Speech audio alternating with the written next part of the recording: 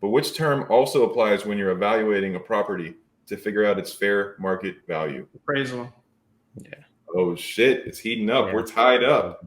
The comeback. What P type of home sale involves a homeowner who died without leaving a will and the court authorized Probate. I think we both said it at the same time. I don't know. Nick was in there a half second early. You guys get it right. I think Ty goes to the runner. Coming down the line, fielded with his bare hand, a shovel to Posada and Giam. And I'm the runner. I'm just kidding. I don't know. The runner. Trying to use Yeah, some you can baseball run now. terms. I freaking can't run because of my knees. But Yeah, because you can't run, so I'm the runner. yeah. Pressure's on now. Let's go. Yeah. All right. So this is the final one. And I have a lot more, so we can do it next time too. We can do a redemption. But what two-word phrase is used to describe the right of the government to expropriate private property for public Domain, use? something domain, eminent domain. Boom. Yeah, that I didn't know. Get out Andrew of here, said, bro. Neat deals. Base hit to right field. Here comes Richardson. Here's the throw from Markakis. Richardson is safe. Derek Jeter ends his final game with a walk-off single. Derek Jeter, where fantasy becomes reality. Did you have any doubt? I will say, Andrew, you faced up to the challenge. I think you were a little caught off guard at first, but I was. I wasn't sure if you conspired behind me, both of you. Both of you non-licensed agents that's never sold property before. This is not the Democratic National Convention. I did not give him the questions beforehand. True that. Yeah. True that. The New York Attorney General Letitia James, she basically has putting a civil lawsuit on him, saying that he inflated all his assets, especially his real estate assets, and he basically was just seeking favorable terms for the loan and insurance costs and things like that. So they're out to get him in this regard, but we want to touch on it on full count because we're a real estate channel too. And the way that they did it, the Attorney General and the judge, to come up with the evaluation of Trump's real estate Mar-a-Lago was at $27.5 million, but the county assessor came up with that valuation. That's not the actual market value. 3 balls, 2 strikes, pressure is on. This is where we discuss real estate, property improvement, and business. Together, we'll strategize on how to win. Welcome to the Full Count. All right, so normally we always go into like market update, real estate market update, but today we have so many breaking news across Trump, across a former Dodger player, and also Trump merch. So that's already groundbreaking as it is. I don't think we need to even talk about the real estate market update until the next episode. So why don't we go ahead and go right into it. So with Trump, he's in a lot of heat in all ways, as we always can see multiple times throughout many years. The New York Attorney General, Letitia James, she basically has putting a civil lawsuit on him, saying that he inflated all his assets, especially his real estate assets. And he basically was just seeking favorable terms for the loan and insurance costs and things like that. So they're out to get him in this regard, but we want to touch on it on full count because we're a real estate channel too. And the way that they did it, the Attorney General and the judge, to come up with the evaluation of Trump's real estate Mar-a-Lago was at $27.5 million, but the county assessor came up with that valuation. That's not the actual market value. So by them saying that he inflated his Mar-a-Lago by 2,300% is just totally wrong. I just think it's totally absurd that they're going after him in this regard. Maybe they have other, actual liable things towards him in other fashions, but when it comes to this real estate topic, I think they're in the wrong completely. He did inflate it a little bit. I think that there was even for instance, Forbes had even, valued his properties at, way more. So, and the neighboring properties there was one, I think the highest one was like 45 million. And it seems like they've undervalued his properties by like tens of millions of dollars. And Forbes, for sure. And Forbes, on the other hand, was valuing it, I think, even higher than he was last time I checked on that one. But so it does seem like they are going hyperbolic the other way, but you could probably make the argument that he was overvaluing his properties. But I think when you challenge it, you can't go the opposite direction on it. Really, you got to be kind of credible. I agree. And that's where that common sense ground is kind of right there, what you just brought up, because Trump has said that it's valued anywhere from 426.5 million all the way to 1.5 billion. So he's kind of been along that ballpark, which is a wide ballpark, obviously, but he's kind of told the Attorney General and judge that he thinks it's worth up to this amount. to the extreme amount of 1.5 billion because of his brand, because of his private club, and because it's Mar-a-Lago, which I will go and provide you the square footage and all that, which is pretty large of a property. So I just, before you get into that, I just want to mention a couple of things. He does keep, at least from what has been told, right? Does keep going back and forth on the evaluations, and then also the amount of square footage, right? One, there's the ego portion saying that he owns more, right? And he wants to make it look good. But then there's two, the saving on taxes side of the coin, where if he quotes down on paper, he owns less square footage, less evaluation, saves on taxes, right? Right. But let me just kind of explain an additional step to it too, because they're using the tax assessor valuation, which is incorrect, right, from the Attorney General and the judge. But the tax assessor is the county that came up with the valuation at 27.5 million, I believe it was, and they used that valuation to tell Trump, you're going to pay taxes based on that, right? So it's not like that Trump said, oh, I'm going to mess with the numbers so I pay less. The county assessor already decided that from the start. Well, now, yeah, right. So we were going into I was going into the number of bedrooms, the square footage and size. Right. And then Nick, you stopped me from doing that, but I'm going to do that now. Oh, excuse me. So just some facts, right? His private club gets about $25 million per year. I don't know if that's profit or revenue. It's probably revenue. So that's one thing, right? So if you look at the financial statements, someone that has that experience can determine how much that club is worth versus just the real estate and building itself. The property is 62,000 square feet, which is massive, right? It's on 18 acres. It boasts 90 plus bedrooms, 5 tennis courts, world-class dining, exclusive membership, which I touched on for affluent people. And I want to share my screen with you to show you a comp is what we do in real estate, to show you other homes in that particular area, right? So, but you found comps to Mar-a-Lago? No, but oh, I was about to say there's nothing. To an extent, I'm going to break down the math for you and kind of show you what I would do as a realtor. Yeah, but they're not like exact comps. But what I'm bringing up and what Eli Baracha, the professor, and other people in the Sun article are bringing up is at least be in the ballpark, which is what I'm about to break down for you here. These people are not even in the right ballpark. They're completely off it. You know, they don't know what they're doing. So what would you say? So just repeat one more time what they were saying the value was, and then what you think it should be. I'm not going to get to what it should be yet, but I will in a second. But they're saying the Attorney General thinks it's worth anywhere from 25 million to 75 million, right? So that's one thing. Wide window, The judge believes it's 27.6 million. Once he came up with that case, because he was using the tax assessor, the Attorney General said, yeah, I agree with that. Make sense? Yeah. So it's on the lower end of that range then, because that's a big wide range, 25 to 75 million. Like, yeah, but it's still there's still that big margin of it between that and what Trump's valuation, right? Yeah. How many square feet? So the 62,000 square feet, how many of that is like just the property, or is that actually the building itself? That's the living square footage from what I'm understanding. That's crazy because that's like, it's over an acre. Yeah. And now are those rooms also? Yes, that's a good point. Chris, Jesus, this is what I did. That's a good point. Yeah. So is that also for guests that want to pay money and stay there? Or is that like, this is where he lives? He lives in over an acre.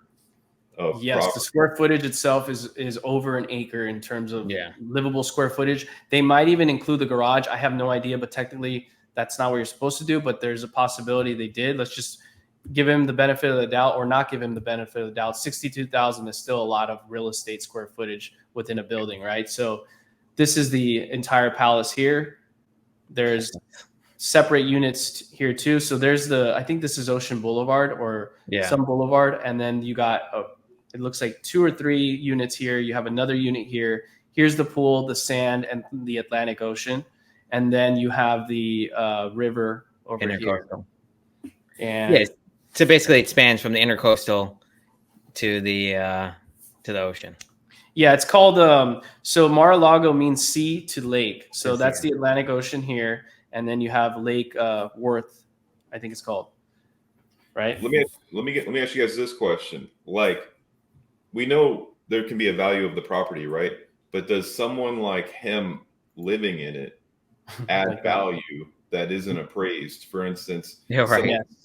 someone who might be a supporter of him that has a good amount of money, let's say like Peter Thiel or something, he might, I don't know if he still supports him, but he might spend more money just because he lived there, or someone of that nature, right? And I'm glad you brought that up, because yes, that is true. Whether, like, if someone likes him and his brand, obviously that will inflate the price. And when I say inflate, I mean the reality, it will inflate higher, and that will be the new market value when you put the brand, besides the land, the building, and the private club, then you add the brand of Trump to it, it's definitely going to grow. But if someone hates him, then obviously that buffer will probably be depleted. But when you throw things out on the open market, there's always a buyer for it. And like for me, right, whether I like Trump or not, if Obama or Biden had a similar type of resort, regardless if I hate them or not, or just dislike them, I still want to go see it and tour. It's still a historical piece of land and real estate, right?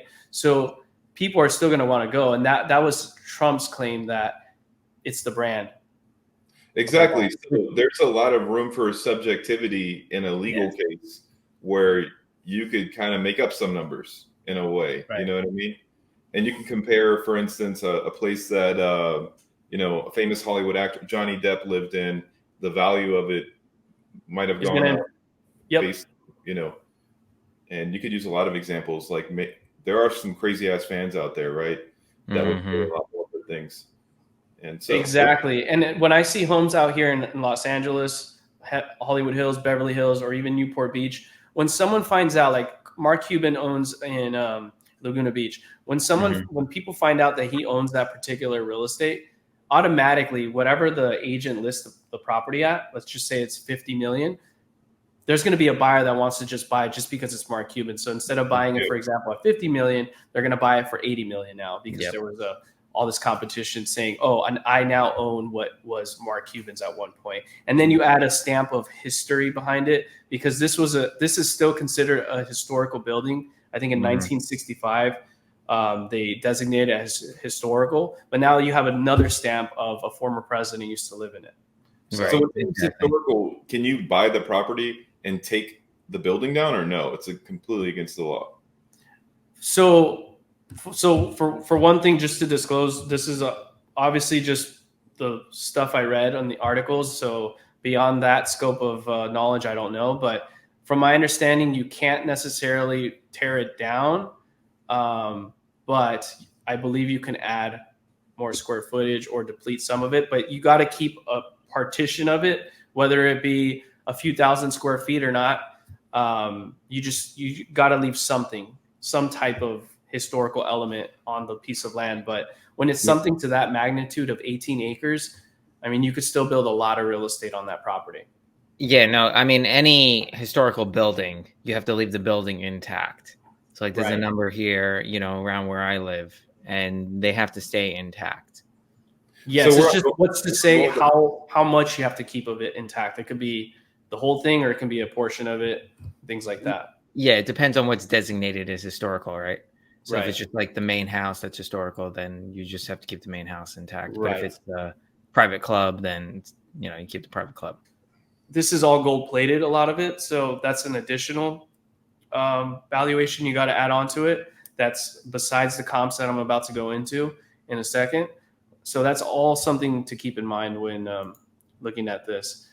And then this is a Dr. Eli Baracha, who shared our Full Count podcast Instagram, because I noted on there and I quoted him in something on the post, and he shared it, and he's in total agreement.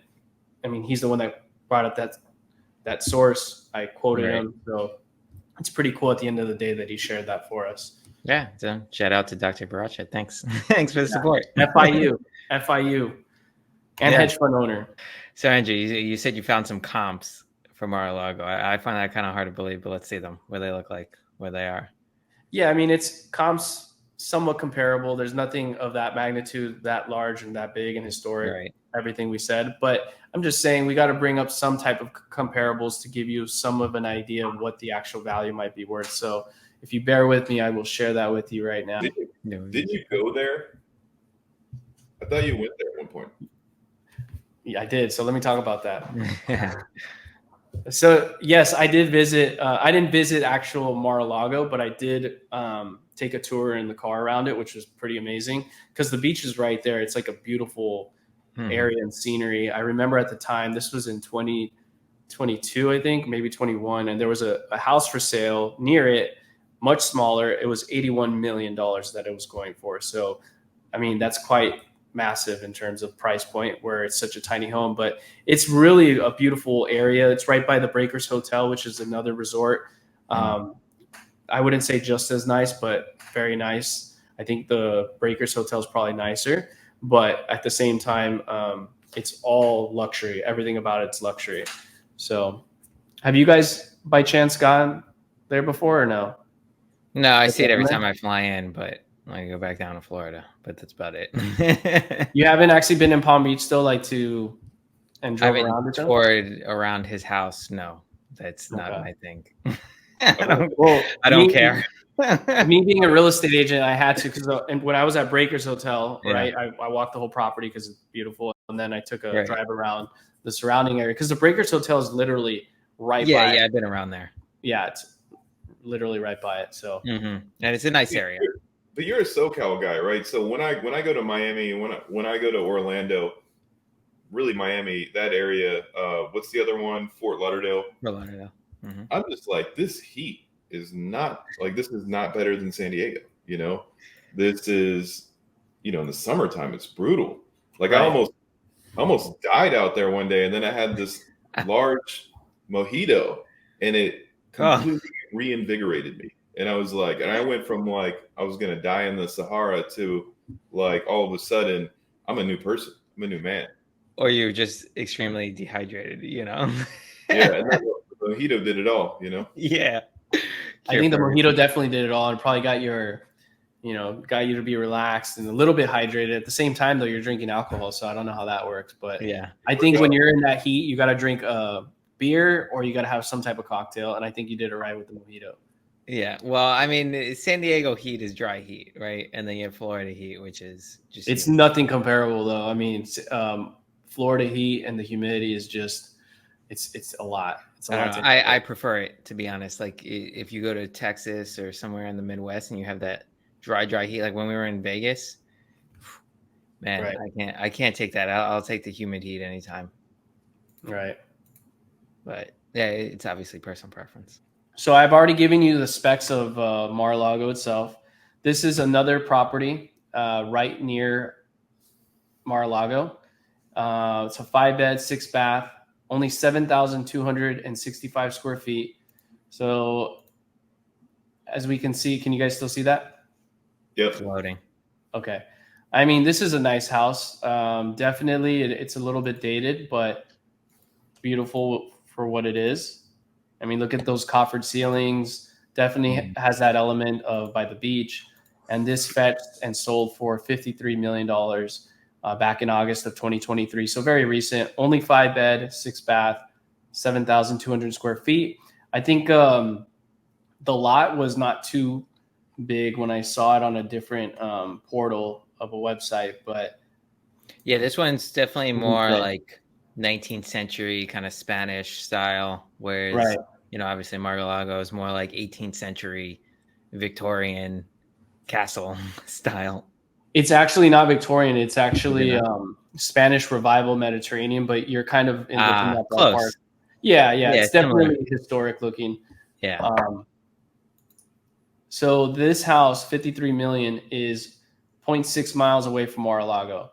So that's still apples to oranges when it comes to comps. It's still very small property and lot compared to Mar-a-Lago. And that fetched for 53 million. And mind you, the Attorney General agreed with the judge that it's only worth 27.5 million. So that already kind of shows you makes no sense. how little research they did, right? They didn't even bother to look at comps recently. And then you got this other property. It's just his estimate, like Dr. Eli Baracha pulled up. This is an 8-bed, 12-bath home, 24,151 square foot property, square footage size. According to this estimate, that's worth $112 million. Yeah. Yeah, I think, I mean, if you look at the brand and that is very close it as an historical site, I mean, I think you're looking at like 250 mil above, like somebody would be willing to pay for it, you know? So what is the basically the court, what is the prosecution saying the property's worth? What is their argument? The judge is saying it's only worth 27.5 million, and the Attorney General said, "Yeah, I agree with that." Essentially, and that's their argument. This still is an ongoing civil case, but there was a update in the court that just happened yesterday evening. The New York appellate, I don't know how to pronounce that, appellate judge. Yep. So it's not this judge, it's the other judge, right? Because it goes above him. That they're trying to throw it out.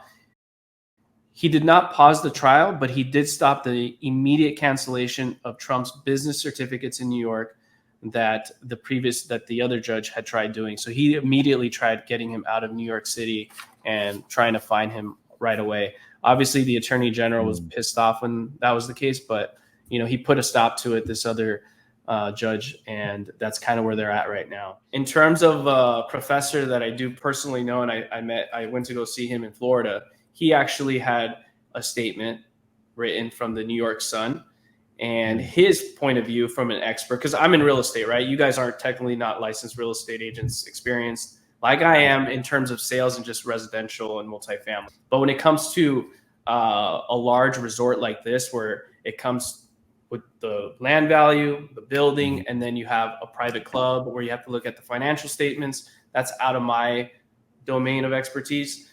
This individual also is an owner of a hedge fund, so he kind of encapsulates everything, right? So he goes beyond what I know. Good. Just quick pause on this conversation. Steven, or Chris, I'm sorry. What were you just drinking for those that are watching? Oh.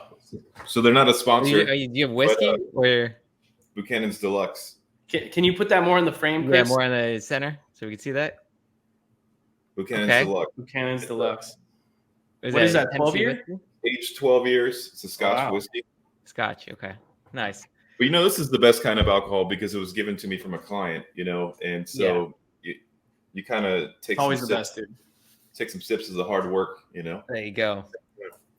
You just got to get a bottle of that next time. Yeah. Look, Steven's a handsome Anyway. guy, so no offense taken. Yeah. I know. just saw that as up you with were that, Nick? talking, How can you Andrew, get and his I'm like, name wrong, dude? Is Chris sipping on some whiskey right now? Like, good for him. So, Yeah. Well, I wish I was just there with clarify. him. Well, I saw Andrew was advertising his bottle, and then now I Yeah. see him sipping out of a juice box, basically. Wait, when was I got a when was I legit showing bottle off my here. bottle? Yesterday you messaged us. Oh, that's right. That's Yeah, right. yeah. Wow. I didn't think our off conversations were going to come into here, but I guess I need to keep You that. gotta keep it interesting, mind. man. It was getting a little too dry there. Okay, back Moving to Trump's indictment, whatever it is. And according to him, he says appraisal values and market values are just not the same thing. It's a well-known fact. That's especially true for properties that are unique, and that's very easy to argue that this is a unique property. It is not the job of a county appraiser to assess value, market value. If it was, we wouldn't need Zillow, end quote. And I'll add, if that was the case, we would never need a realtor. We would never need real estate technologies, et cetera, et cetera. Right. Open quote, county officials like the ones in Palm Beach County that Judge Engoron cites merely perform drive-by appraisals that are used to assess taxes, not total value. So what do you guys think of that? I mean, I don't think using Zillow is a great reference there for market value, but it's much better than the tax assessor's his point. Yeah, exactly. He's basically just saying they're apples and oranges, right? They're not apples to apples the way that they're kind of saying it. So I also do want to bring up another point. When the Sun article came out to the Palm Beach County Property Assessor's Office, they said that they do not believe that their office would be the best to answer these questions when it comes to market value. So clearly there's a discrepancy in what was done here. In Palm Beach, for sure not. Well, it's factual. So Trump and his attorneys claim that the lawsuit has no standing because the entities Trump supposedly defrauded have never complained about their dealings to anyone, and in fact have profited from working with him. Right. And if this did have any standing, the allegations are barred by state statute of limitations, which is the deadline for the lawsuit.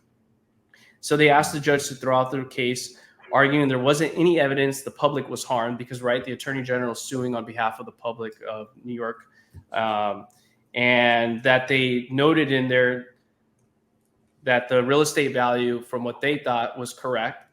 And when you put a valuation on your property and you tell the bank that's what you think it's worth, at the end of the day, the bank is going to do their due diligence and send out an appraiser. But they never had an issue with Trump's valuation on the property. Therefore, Trump's case is, why the hell are you coming after me for this particular scenario of a civil lawsuit? Yeah, I mean, that's a good point, right? I mean, he does make a good point there. And so the way I see it is they're just trying to, throw darts on the dartboard and be like, I just need to throw something at him and see what's going to stick on Trump, and either imprison him, cause him to lose all his businesses, or just not run for president. I do want to play some of the criticism from Trump himself has been particularly on comments made by the New York Attorney General Letitia James while she was running. Here are a few things she said then in 2018 about Trump. I will never be afraid to challenge this illegitimate president. He should be charged with obstructing justice. I believe that the president of these United States can be indicted for criminal offenses. I will be shining a bright light into every dark corner of his real estate dealings. And every dealing demanding truthfulness at every turn. Would those comments have any legal basis for a dismissal here? I don't know about a dismissal. I'm very, very troubled by them. I think they're completely unethical. I think it's... And if this lawsuit was to go into effect and actually harm him, he could never do business in New York again, is what they're trying to do. And he would owe $250 million in fees and whatnot. So, but Nick, going back to like valuations, right? I came up with a valuation per se. That other property, and we divide it by 43,650 square feet, which is what an acre is. You can make about 6 homes on that property, right? On Mar-a-Lago to fit 18 acres. So you can fit about 6 of those homes of that size magnitude. You multiply by 53 million, you're looking at about $330 million of real estate, just the land and then properties on it, not including the private club and not including the brand. So that's $330 million, and then you've got to add everything else to it. So I think he's probably in the right place. I mean, you could look at that alone just as a investment. You could just buy it, run tours, have people come to the club. It would be a cash cow. I mean, that's what he does now anyway. So yeah. Plus he lives there. So right. And then the judge's argument is that according to years ago, he signed off the property rights to be able to build other homes. But his side of the case is saying that he can erase that and basically go back to getting those rights back. So yeah, I'm glad we came to somewhat of an agreement in terms of what we think. I don't think Chris has shared, but I think, Nick, I was able to steer you from believing from what they're saying to what Dr. Eli Baracha and myself have kind of thought about. Oh, no, I agree with you. I don't believe. No, I know. But initially, it didn't sound like it makes sense. Initially, to under. I want to know more about the judge. Judge, I guess his name is Judge Crocodile or something. Goron, because the bottom line is, even let's give him the worst. Let's not be charitable to them all. Let's just pretend that this judge is someone who really doesn't like Trump and as like anything that came across his plate, he was going to support. Going. Let's just say that. Not. It might not even be true. It probably won't be true. But if that was even his position, you still wouldn't want to be so far out of the ballpark because you're going to just undermine everything. If you really wanted to get him to stick, you would want to go closer to a reasonable take closer to a reasonable stance so that people don't see this and go, okay, you're a crazy person. This is not a legitimate, case. So that's why I say I want to know more about this judge. Is this a magistrate judge? Is this a judge that's being elected and that can play a factor into it? Yeah. Well, I mean, those are all really good questions. And unfortunately for me, I'm speaking for myself. I'm not obviously. This is an elected judge. Yeah. So that could be a factor into this situation. Definitely be a factor. Yeah. He's elected. Well, it's New York City, right? I mean, we all know most people there, especially with have the elite title or have money, hate the guy now. I mean, before they didn't, but now they hate him. Before he was president, that is. But obviously, then yeah, Chris, you're right. That I mean, if they elected him, and it seems like he is very friendly with the Attorney General. So that's another case there too. I don't know if you guys saw the video where he was smiling in court while the Trump was pissed off. Did you guys see that? No. Let me show you. Let me share my screen real quick. It's pretty hilarious. So Jesus, it doesn't even let me click it. But look at the judge. It'll pan over to him in just a second. I love Forbes Breaking News. This is a good channel. Like, they have just really good video footage of what happens in the court without like an introduction or someone talking about it. It shows you like the raw footage that you kind of want to see. It's a really good channel. That's a good point. And I don't know if you're being sarcastic, but you have a valid point there. No, this channel, I don't even know if it's related to Forbes at all. I whenever it popped up, I was like, are they just wait, real quick. Check out the judge. Look at him. Look at this guy. Mm-hmm. He's enjoying his time. It's funny you're showing this because when I just looked up the judge, I was like, damn, this is a weird looking guy. A weird guy? No, he's just old. Oh yeah. Yeah, he could be in the Senate. But yeah, he was definitely having fun with that for sure. Yeah. Okay, so good to know, Chris. I'm gonna start looking at Forbes Breaking News. Who knows if it's actually related to Forbes, but I would imagine it probably is. But it's just really good. Like, yeah, whenever you want to see court footage, or that's really what it's good at. You don't have to worry about like someone talking over it and then giving their spin on what's going on, then showing you like a 15-second clip. It shows you the entire feed and without prompting or any kind of opinion about it. And I like that. I do too, because sometimes we want to hear someone's take on or reporting on everything, right? But I mean, other times we do. But sometimes it's just good to just see the actual content and not hear a voiceover. Yep, absolutely. All right, merchandise. Let's talk about Trump's marketing genius. Whether you love or hate the guy, I mean, he is a marketing genius, as we all know. Business genius. He's good at getting in the papers. He's got this persona that's similar to like a lot of fighters, like Floyd Mayweather Jr., where he'll get you to watch, and half the people want to see him get his head knocked off, and the other half the people support him. And he's kind of got that wrestling fighter heel where he gets people to tune in, you know. But I do think there's a growing group of people that have become almost indifferent in that they're not on this side of we really love the guy or we really hate the guy. I think there is a growing population of that where it's kind of, I think the muddy's very water on both sides is kind of what happened. Right. Oh, definitely. I mean, that's how you make money. Money is based on emotions, right? Yeah. I mean, you have people's emotions, whether it's they love you or they hate you. You can make profit off of it. Yeah. And that's how residential real estate is too. A lot of emotions involved in residential. When you look at commercial, it's all about looking at the numbers. So when you add emotion to any type of business, you can definitely inflate it to a larger extent. And then that becomes a new market value and so on and so forth. So Nick, do you have the Trump mugshot shirt on today? Oh yeah, right. We'll put it up on the video for people. You could put that in the video, show them what it looks like. But just to give everybody a bit of background, when Trump was arrested in Georgia, right, in Atlanta, and they took his mugshot, him and his campaign basically looked to profitize off of that, got the mugshot since it went public, and started putting it on mugs, T-shirts, baseball caps, everything you could think of. And I think so. From all the sources that I looked up, it was over $7.1 million that his campaign said that they made off of it. Just the shirt alone. Wow. Yeah.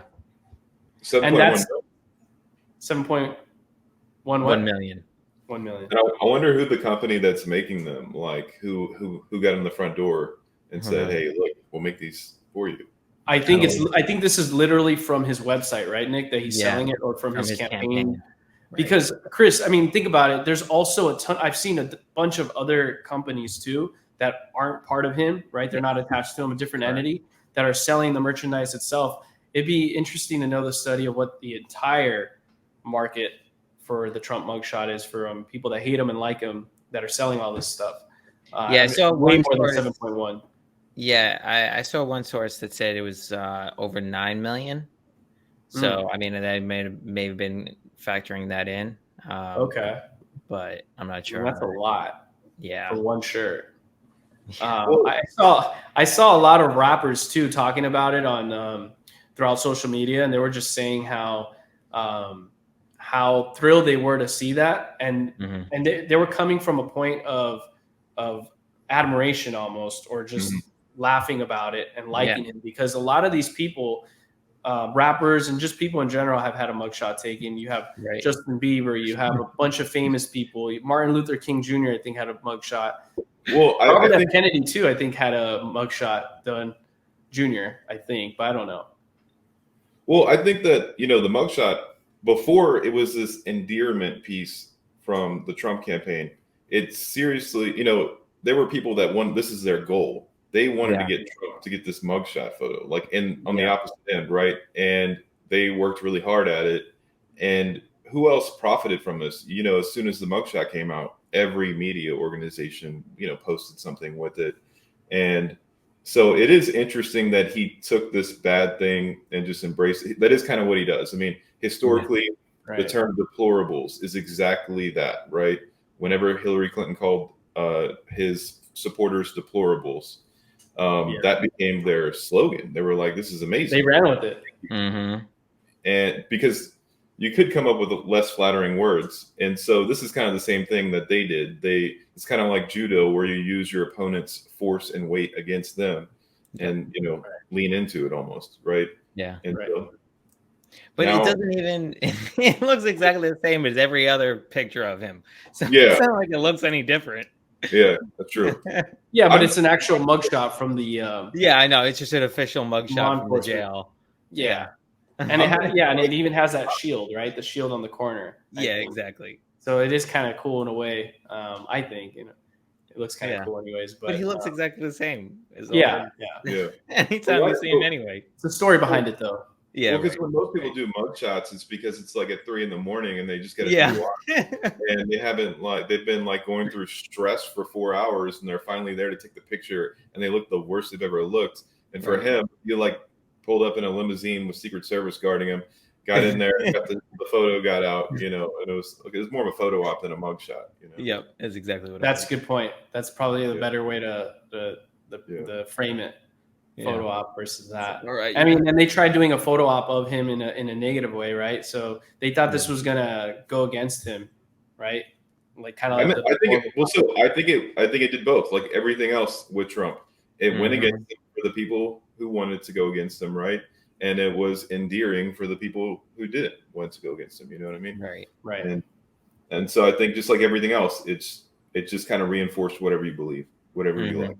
Sure. And I think for me, I see that the other side that doesn't like him has more of a case on Trump for, breaking the law in this case than it does in the other one that we were talking about, the civil case. So, if you look at Twitter, that is the thing. People say he's charged, this is now the thing. He's charged with this. He's charged with this, Yeah. And so Then we saw Biden, though. He get also had confidential files also in his garage in his Corvette or something. So it's kind of like a lot of hypocrisy on all ends. Yeah. Well, I will say they've opened the door, and even before Biden's presidency, I had this thought like, wow, they're really going to just impeach every president from this point on. I think so too. And it's kind of looking that way right now that Biden might be going to that direction. Who knows? But they're obviously starting the committees. But is this just going to be a thing where every president gets impeached? Yep. And now you kind of open the door to all these investigations on Trump. It's like, if you're a person who's really partial to this, maybe you're a libertarian, you see this and you go, okay, this is actually fine. Just please do it to all of them. Yeah. Please investigate all of them, because we all know that there has been privilege for these guys to, as long as you don't murder someone in the middle of the street, you're going to kind of get away with things, Right. And I think that's where it's just wrong in all cases that they're doing it to this extent, because like you were saying, it's gonna affect them when they're in office on the other side. So I think for me, the way I see it, both Trump and Biden really, one of them or both of them are in that position where they really need to become president, because if whoever loses, right, they're probably going to be investigated until they actually get something on him, whether it be Trump get in or another Republican, they're going to go after Biden. But if Biden wins, then he's going to continue going down the rabbit hole of Trump. But in Biden's best case, he'll probably step down, have Gavin Newsom. If he gets elected, he's probably not going to obviously investigate Biden. But I think they're all in that scenario where it's kind of a rat race to the end to protect themselves by getting power so no one investigates them, right? Right. I was going to say, one of the things I really respected about Trump was you heard all that locker up talk and everything. And then I felt like when he got elected, all that was dropped. There wasn't like the investigation to the email. And I actually, I really appreciated that, because I was like, okay, he's actually that was all getting elected. This is not actually what he's going to pursue. And I actually thought okay, it takes a lot of character to just let bygones be bygones and then focus on putting your policy in place. And so, but I think he probably thinks, looking back now, he probably should have just threw the hammer, because his opponents were going to come after him anyway. You know what I mean?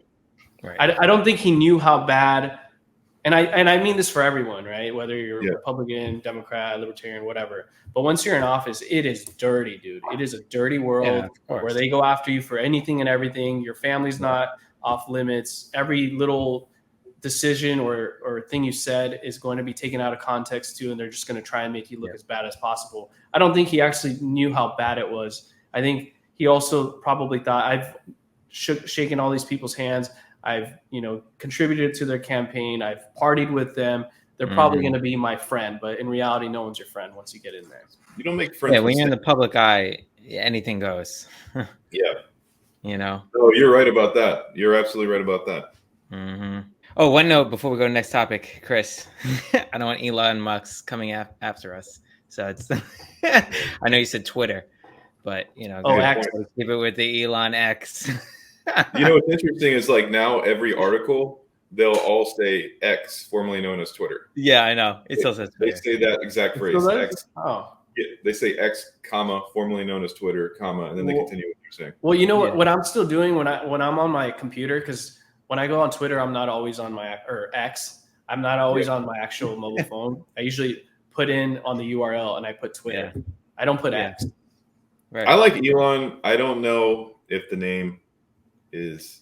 He just wanted to be different, I think, to be honest. I mean, that's my opinion, but I also think too, he obviously didn't like the concept of where Twitter was becoming or was basically like a Facebook and Instagram that complied with one side. And he says, well, I need to just take the frame apart of that reputation of Twitter and call it something else, and we can start from scratch.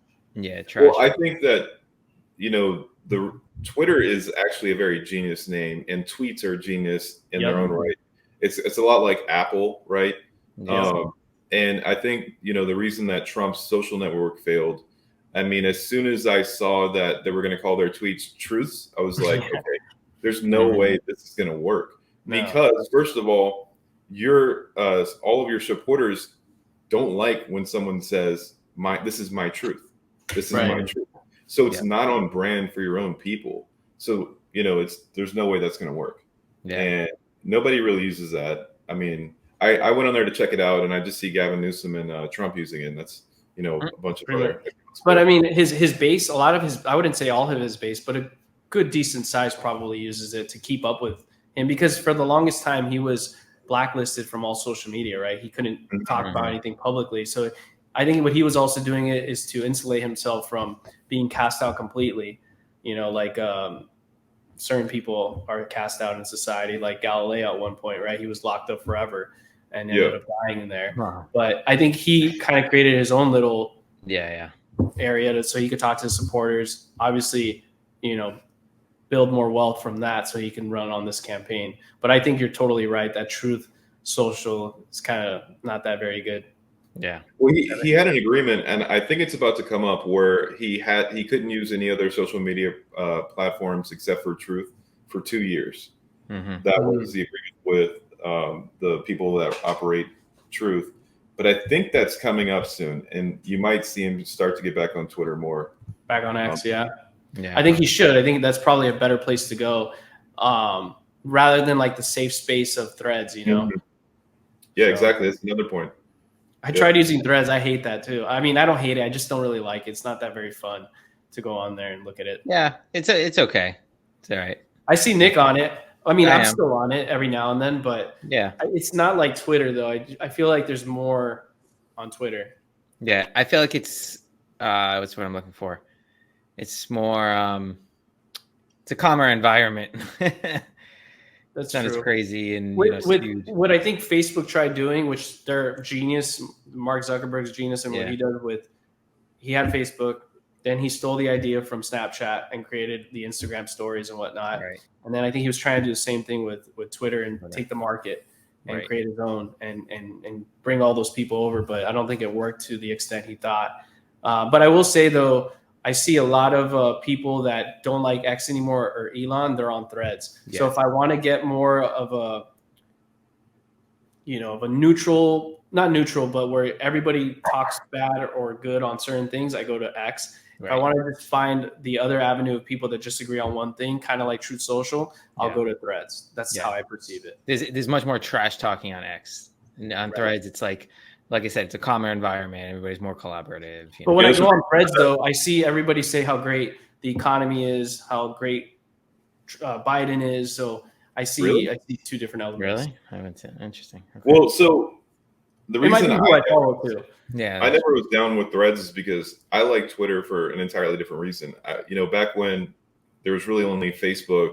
I mean, Twitter was still around, but Facebook was the premier social media platform. I learned there that I don't want to talk about anything serious politics with people that I know in real life, right? Because there's nothing good we're not going to change the policy from arguing with people that we know in real life on the internet. And so one of the things that I always liked about Twitter was I do still want to have these discussions with people. It's better to have them with people that I don't know in real life. So there's no feelings hurt. I can really say what I want to say, what I mean, and not have to worry about, this person looks at me a certain way during Thanksgiving dinner or a work function. And Threads takes away that kind of protection and puts it back into a place where you're arguing about politics or discussing politics with people that you're going to talk to in real life. And so you have to hold your punches with these people that you're going to see. Yes, you do. And I think it's not a fair fight either. Yeah. And so that's why, I see people getting arguments on LinkedIn, and I'm like, "Are you crazy? This is it's so stupid." It's a professional you guys are in the comment section on a LinkedIn arguing about politics. This can be seen by other people, and it will be. Right. And I think that's why X, Twitter, they have that market down, and Facebook has the community, the family community down. Yeah, I felt though Twitter was like an in between Facebook and LinkedIn. Right, it was like that middle ground. So, but yeah, I think you can. I think you can tailor Twitter to be kind of what you want it to be, which is kind of nice in a way. Yeah, you can do business not so much in other places, but I think especially young people, right, that are starting their careers, they really need to. And I've seen articles too where there's people that say you really need to know how to use different social medias. Instagram, you can post certain things there that you can't post on LinkedIn. But can I just mention how none of you guys commented on my jersey? I just bought the California Angels. I mean, Well, I just bought. Okay, so I went to New York. I went to the MLB shop and I bought a bunch of merch, and nobody said anything. I also participated in the Topps event, the RIP event. explain your shirt. I ended up buying an Archives signature box, and I don't know if you actually. What is that? You got a graded what baseball card? This is Carlos Rodon on the New York Yankees. The problem, though, that I didn't know, I thought when I bought the box, I was going to open it and see a signed baseball card by Carlos Rodon when it said that. Yeah. And I looked on the back, and there's nothing there.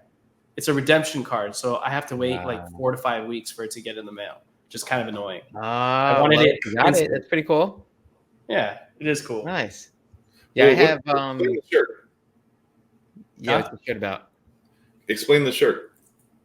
California Angels. It's just a batting jersey. But you bought that over there. I don't understand. You bought that in New York.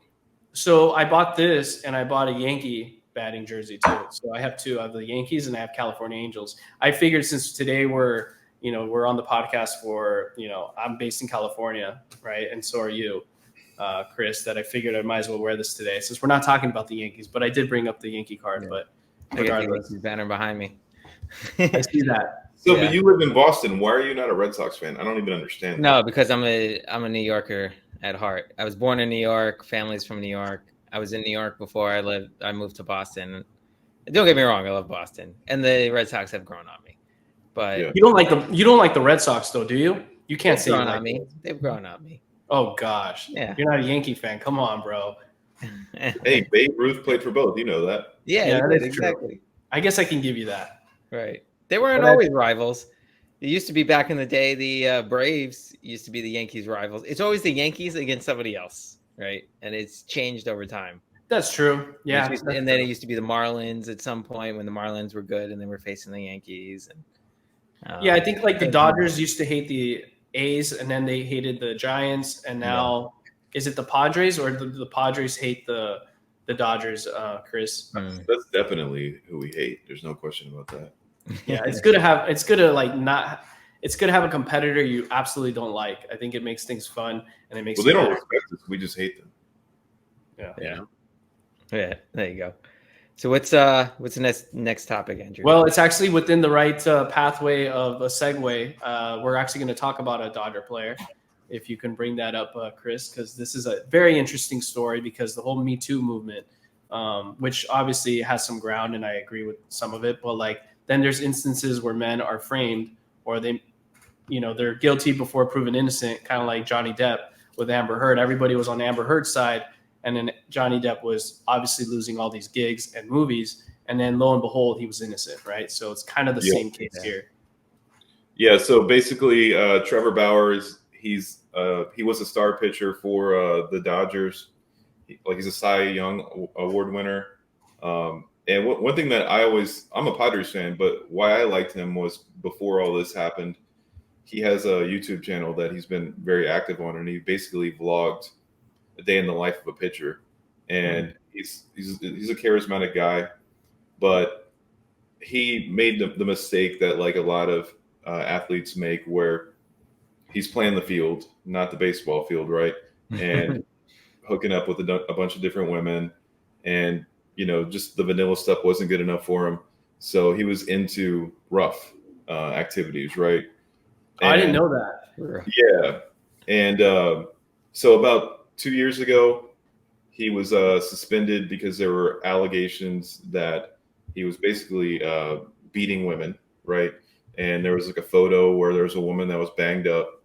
And but the DA in Los Angeles had dropped charges. He was never even charged criminally, and there was evidence that was kind of being withheld from his team, by her team, and her name is Lindsay, I believe, Hill, and she's actually based out of San Diego.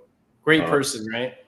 Yeah, in her videos. I mean, so what really redeemed him about a year ago, because he was suspended for 2 years. And now he plays for the Japanese league. So basically, when this all popped off, he's like, I'm going to Japan and playing in there. And the entire time, even initially, he didn't run from the press. He released statements to Washington Post saying basically this is defamation. And a year after this all initially came out, he had basically shown a video. He had retweeted a video that his legal team got a hold of. And a lot of people think this is what kind of got him off the hook of everything. It was her in her bed on her phone, in his bed on her phone, and she's like looking into the camera, like smiling, like happy. And this is the day after the event that apparently, actually, sorry, it was the morning after the event that apparently he badgered her up. And she was like in great condition, and she was smiling, and she sent this to, I think, her cousin. And they got a hold of this, I guess, in like Discovery, and it has metadata to prove. And if you compare that to the photo that she released to the police and to the media, she's looks like a normal person compared to someone who was just beat up. And that wasn't really the big news. The big news came out recently. He posted a YouTube video, like I think 4 days ago now, where they got a hold of the text, and this is what was withheld from the defense. He had filed a civil lawsuit against her, and then she did a countersuit, and then they got a hold of these texts. And in the text, she says, guess who's like basically who's my next victim? And it was Trevor Bauer. No, she said a Dodgers pitcher. And then her friend was like, yeah, take the whole bag. And let's see. Right. Actually, and basically, didn't he lose out on a $200 million contract with the Dodgers at that time? So what it is, it's more of an estimate of 200 million. He basically lost. The next 2 years would have been 60 million, but the thing is that he was in his prime still, so he's up for a new contract, and so that's where you hear the 200 million number. It's because he was basically that was going to be the next. So one of the texts said, "Next victim, star pitcher for the Dodgers." So they didn't re-sign him because of this whole. Yeah, and rightly so, I guess. If it looked like he really did do that, but there's been no apology from the MLB or the Dodgers towards the guy to tell him, hey, sorry, we were wrong. Let's reinstate you back into at least the Dodgers and start a new contract. They still don't want to touch the subject, because of the whole Me Too movement backlash they'll probably get from people that still won't believe it, unfortunately.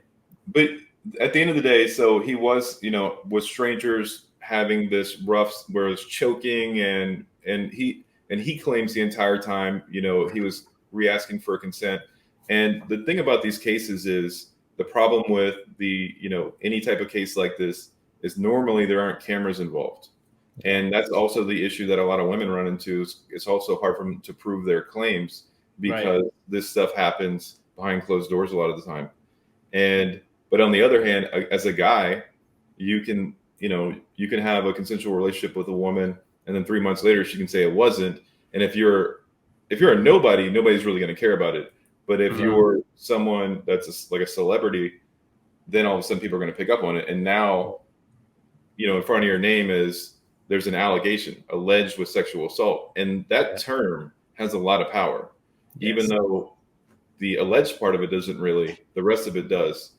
And so you look at where this all started. Obviously, we remember 2017 timeframe, Harvey Weinstein, obviously a really big scumbag.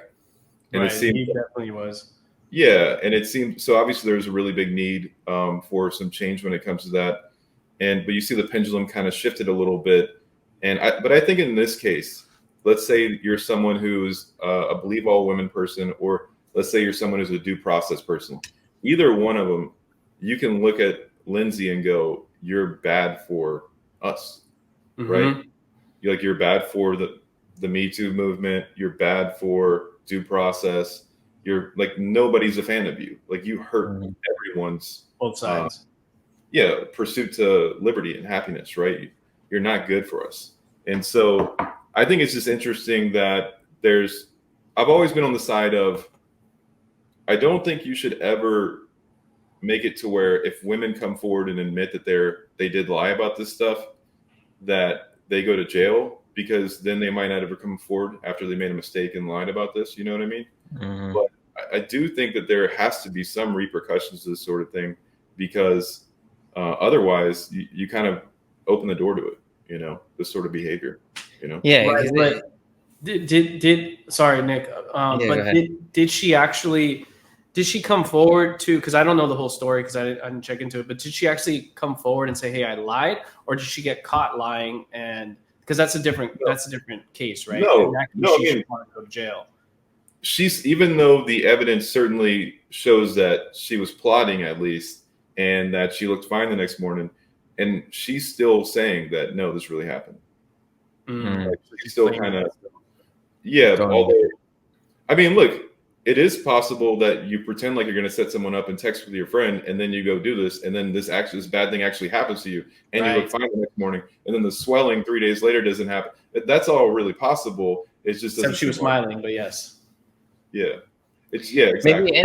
Maybe she, there's girls that like that, right? But then maybe it just went overhand, and then she thought about it later, or she got into a conversation with her friends about it later, and then they were saying, oh, that's not right.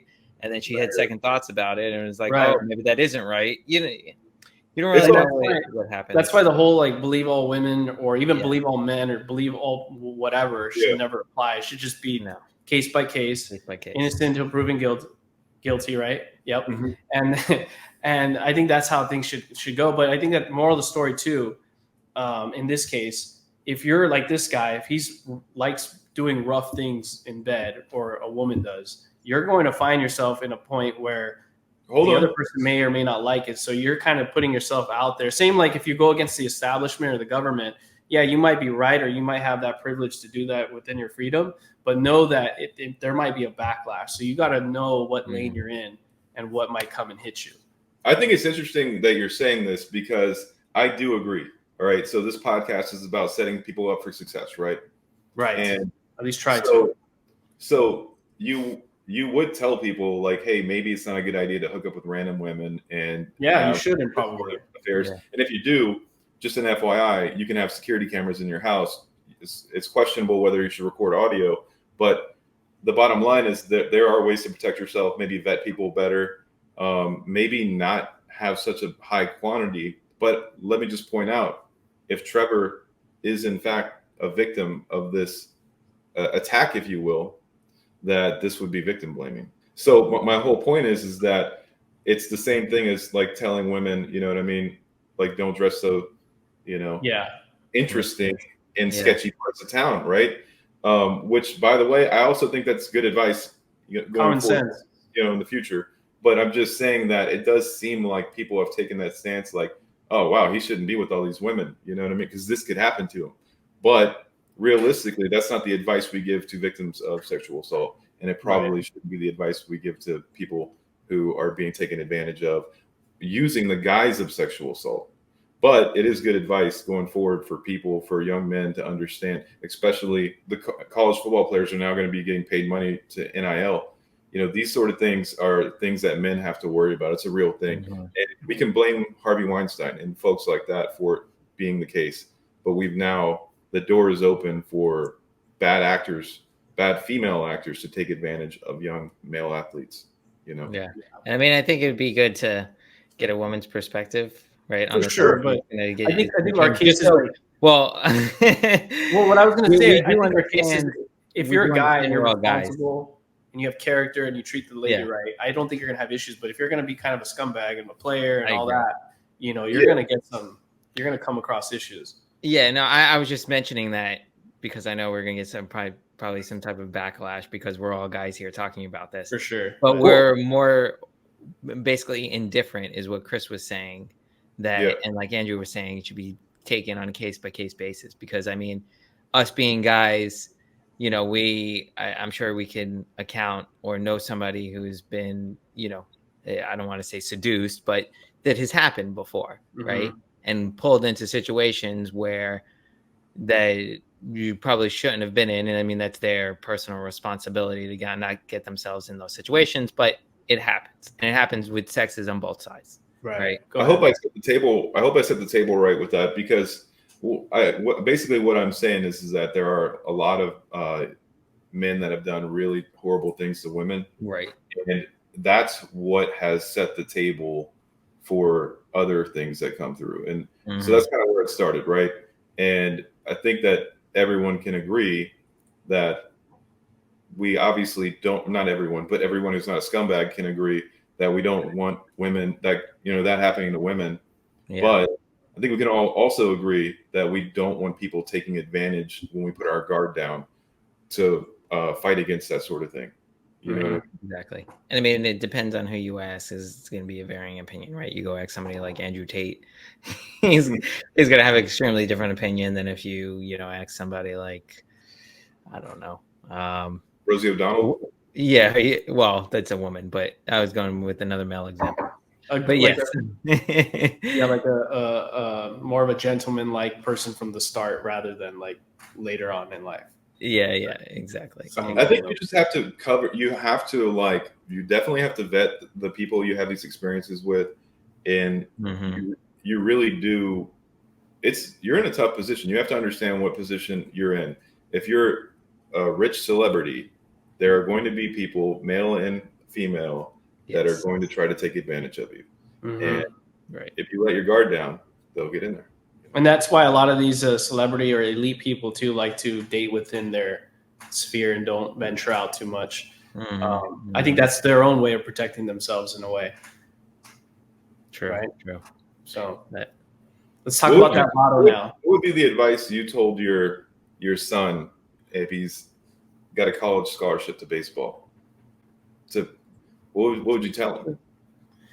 So I would hope, if I did have a son in that situation, that I also had a daughter too, because for me growing up, I have three sisters, right? So, and I'm the only boy, but because I have three sisters, it gave me more of a way of thinking thinking outside of the frame of me being a male, that it made me really consider what their feelings are and why I shouldn't be a dirtbag and et cetera, et cetera. If I didn't have sisters, I might have been in a different pathway, right? Of acting a certain way, potentially, who knows? But I think studies have shown though too, you'd have to check it out yourself. But if you happen to have a sister, you tend to act a little bit better sometimes, statistically speaking, than in other cases. So that's one thing, right? Hopefully they would have a sister to kind of think about. So I could use the analogy, if you're going to be an asshole to someone, do you want someone to be an asshole to your sister, right? So that's one way of framing it. But I would basically just say to focus on baseball, focus on school, find someone equivalent to you, as good as you or better than you in terms of character and where they're going in their life. That's kind of how I would see it. Yeah, I mean, I don't necessarily agree with you on the sister point, because I mean, it's me, my two brothers, and I'm probably, I think, Andrew, no offense to you, but I think you're a little bit more of a, I don't even know the right word for it. It's very male. General, like typical male persona than I am. We have different personalities, but I'm just saying, in back of my mind, I always have that. Like, I have three sisters to think about, and I don't want anyone being a dick to them. So therefore, when I carried myself as an adult, even though I have a different aggressive, or however you're framing my personality, I didn't ever. I mean, if you talk to the people that dated or whatever, or even my wife, they'll tell you I'm not. But yeah, no, you make a valid point where you could think of, okay, is that your sister? Is that your cousin? Is that your mom? Is that would you want somebody treating them like that? But I mean, just to answer your question, Chris, from my perspective, if I had a son and that was the case, I mean, I think this goes across the board, is think before you do anything, right? Because everything you do is going to have repercussions, whether they're good, whether they're bad, whether they're both, it's going to have repercussions. So I think it's that simple. That is a simple way of looking at it. And probably the main point of it. I think I agree with you. Now, what does Chris think though? Yeah. Well, I think you guys gave very good PG advice, but keep your pants. The situations they run into are not going to be PG. They're going to be after the game.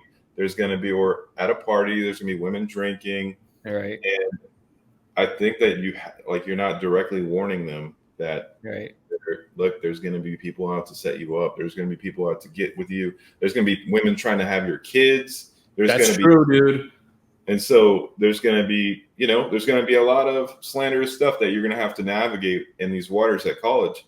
It's going to be a fun experimental time, but you need to be careful and pay attention to who you're going to spend the night with, because I'm not going to be there to protect on your shoulder to tell you not to do this. So just keep in mind, just imagine you're going to spend the rest of your life with this person, because you might be. Yeah. Right. Yeah. That is some great advice right there. And there's ways to protect yourself, I think, as a guy too, so you do not,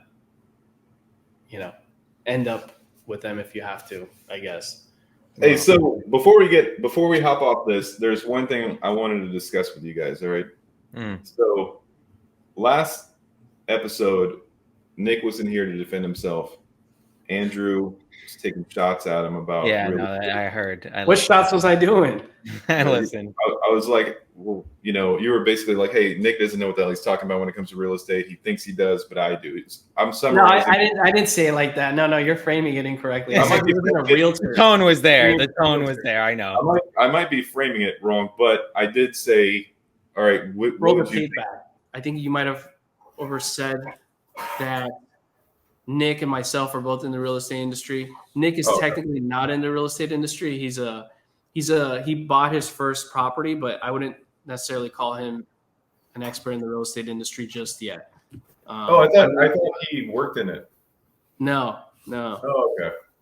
He's a smart guy.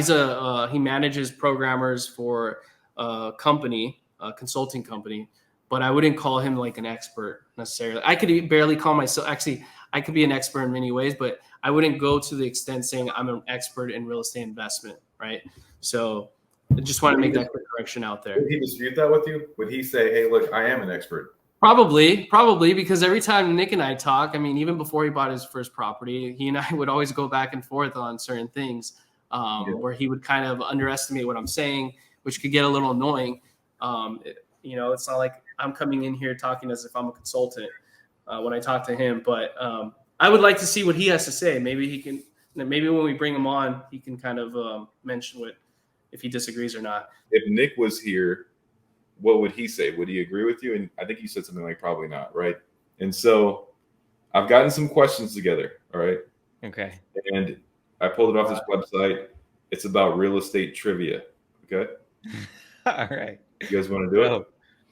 Andrew, sure. I will say real estate trivia is a little bit different than actual real estate practice and applying it, but who knows? Real estate agent and real estate investing is also different. Yeah. All right. So here, I'm going to ask you guys some questions. All right. And just shout it when you have it. Okay. Okay. What C word refers to homes that have been sold in a given area in the past 6 months, allowing a real estate agent to determine a home's value? Comps. That goes to Nick. And you guys were talking about it earlier. Good. Yeah. Good. This is not looking good. Do you want to stop this, Andrew? No, keep going. I have no insecurity with my knowledge of real estate. Good. You shouldn't. He knows his shit. All right. I might be a little slow at figuring out the answer, but I know what I'm doing. But go on. And maybe I'm putting you on the spot, So I thought there was more to the question though. When you pause, I thought you're going to keep going. It's making it more complicated, but excuses. All right. What is the generic term for building material which is used to buffer a structure against unwanted inclement temperature, acoustics, fire, or impact? Insulation. Acoustic? No, but is it acoustics, fire, or impact? Is that what you're saying? Between those three? All of them. It is insulation. Okay. Plasterboard. I don't. No. He's saying the answer is insulation. Yeah, you're right. Nick is right. Oh, okay. Yeah, that's what I thought. I was like, it's not insulation. I heard it. Is it between these three things? But I didn't know it was used for all those things. But yeah. All right. Which A term describes when a home buyer is set up to repay their mortgage loan through installment payments over time? A term starts with the letter A. Say that appraisal. No. Say it again. Actually, the question. Which A term describes when a home buyer is set up to repay their mortgage loan through installment payments over time? Is it like equivalent or something? It's not acquisition, right? No. Which A term? Starts with an A. Home buyer- Amortization, is that what you're saying? What'd you say? Amortization? Correct. Oh, okay. 2-1, 2-1. All right. When you hear it, you might think of antiques or fine jewelry, but which term also applies when you're evaluating a property to figure out its fair market value? Appraisal. Yeah. Oh shit, it's heating up. Yeah. We're tied up. The comeback. The comeback. I don't like these questions though, but yes. Good Yeah. questions though. I'm just messing with you, Chris. I like that you brought this up. What P type of home sale involves a homeowner who died without leaving a will and the court authorized? Probate. I think we both said it at the same time. I don't know. Nick was in there a half second early. You guys did it right. I think Ty goes to the runner. Coming down the line, fielded with his bare hand, a shovel to Posada and Giambi. And I'm the runner. I'm just kidding. I don't know. The runner. Trying to use Yeah, some you can baseball run now. terms. I freaking can't run because my knees. Yeah, because you can't run, so I'm the runner. Yeah. Home buyers would be. Before we go on, can I also say, like, if we also discuss, like, how many homes you sold, how many homes have you invested in? Oh my goodness! Stop. How many REITs are you aware of? No, the game is better. The game is what a better. REIT was Just recently, go, Chris. Okay? I had don't to got teach time Nick for what a that. REIT was This is like a already- year ago. He didn't This even is know what already the hell too that long. was. This is already too long. Okay, All right, Finish so the questions, Chris. all right, so this is a term that I'm actually familiar with because I've leased a property with this. In real estate, what two-word phrase means that the property is being sold to you? As and is. it's boom, 3-3. All right. So we got to do one for the tiebreaker. All right. Okay. Wait. I say it's 3-2, but you did give it to him because we said it at the same time, but he might have said a millisecond earlier. He did say it. Right, Like, that's how Jeopardy the works. videotape, the playback will show. Okay. It was Okay. recorded before that. 3-3, whatever. Okay. 3-3. All right. So Pressure's on now. Let's go. Yeah. all right. So this is the final one, and I have a lot more, so we can do it next time too. We can do a redemption. But what two-word phrase is used to describe the right of the government to expropriate private property for public Domain, use? something domain, eminent domain. Boom. Yeah, that I didn't know. Get Andrew out of said- here, bro. Meat deals. Base hit to right field. Here comes Richardson. Here's the throw from Markakis. Richardson is safe. Derek Jeter ends his final game with a walk-off single. Derek Jeter, where fantasy becomes reality. Did you have any doubt? That's Don't ever definitely mess a real around. estate agent term for sure. No, it's actually not. It's Andrew actually not. can't- You hear about it all the time in policy when they're expanding the Right. freeways and things like that. Right. Yeah, we should do prank calls to people and like pretend like we're the government going to do eminent domain on their property. That'd be horrible. If we were teenagers in high school, I think that would be okay. Maybe that'd be funny, but not anymore. Yeah. It's still good to do some teenage stuff, you know. Yeah. Maybe we can have someone work for us one day and they can do that. Right. Um, Is your AC running? You better go catch it. Like, I will Total say, joke. Andrew, you faced up to the challenge. I think you were a little caught off guard at first, but I was. I wasn't sure if you conspired behind me, both of you. No, both but- of you non-licensed agents that's never sold property before. this is not the Democratic National Convention. I did not Yeah, give no. him the questions beforehand. True that. Yeah. True that. That's a Bernie joke. So No, I agree. That's Yeah. totally. As long as you guys aren't that entity, then I agree with. I believe what you're saying, that you guys didn't conspire behind my back. So But I will say, Nick handled this challenge a little bit better than you were selling him the last episode. So, maybe we learned a lot about both of you today. no, Andrew just likes ragging on me. That's I mean, Nick's a good guy. That's why I have him on here, right? I mean, I wouldn't. It's kind of going back to what we were talking about. You got to like vet your people. He's kind of been vetted in a way, and I'm sure I've been vetted in his own way. So Yeah. Same thing with Chris too, right? So it's all about having the right people and having friends of friends introduce you to them. I think that's probably the best way to do it. You're the average of your 5 best friends. Yes. I was just gonna say Right. that. Yeah. It's And also good- based. Your success is based on that too. and True. that's why I only hang out with people that are better than me. Same. Right. Otherwise, Same. I'd have to cut some people. Yeah. Right. Exactly. Ain't nobody got time for that. I don't think, going off one more thing, I don't think we had time to talk about the lotto winner guy and what he bought, but maybe we can leave that for the next one. The next Oh, episode. yeah. And we'll do a real estate market update on how housing is, because right now we're looking at 8% rates. The 10-year yield is exploding upward, but I don't think we have time for that today. We'll do it on the next one. So everyone you that is watching today, subscribe, like, comment, and tell us what you think about the whole Trump situation. What was the Dodger player name, Chris? Trevor Bauer. Trevor Bauer. And let us know if you bought a Trump shirt, because we all know Nick loves that shirt. And let us know your thoughts on that.